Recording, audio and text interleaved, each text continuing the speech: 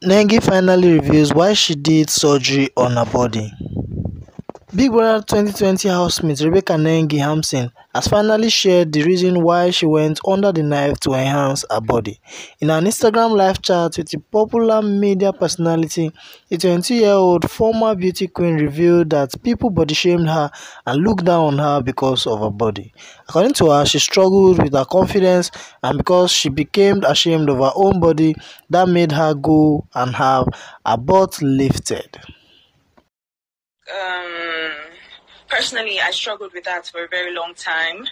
I've said it countless times. I had surgery done because I struggled with my confidence. I didn't like my body. I wasn't confident in my body. But I don't know. I feel like I'm just the wrong person to be saying, be comfortable in your body.